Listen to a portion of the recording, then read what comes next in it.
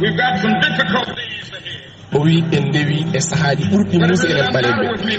O wi kono ɗum hande natti hawde meɗen.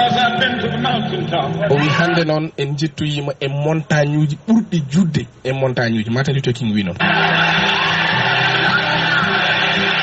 O wi kala ko wawi kewde e less asaman allo.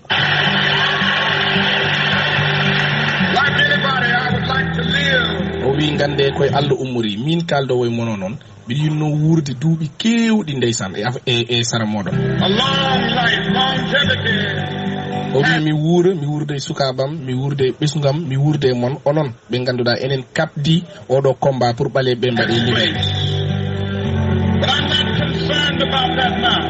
O wi kono ndeysan ɗum ɗon hande natti kam wadde concerne mi natti tinde ɗum e wonkam saabu mbiɗa andi min e moɗon en gurdata ko juuti saabu min natti wawde wurde e mon ɗum ɗon.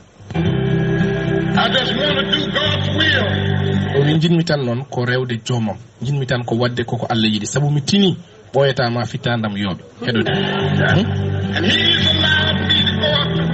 O wi Allah walli kam hande ha mi ngabbi e montagne uji ɓurɗi towde e montagne uji ɗi ɗum noon ko haala e nder haala. O wi mi yii ko hay goto yaani mi yii leydi ndi Allah fodani men enen toon paaɗen.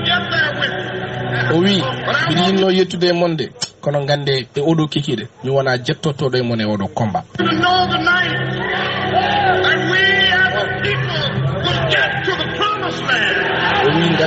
O wi gande enen ɓeɗo ɓaleɓe hande Allah rokki men ko jiilotono ɗen duuɓi kewɗi woni la terre promise.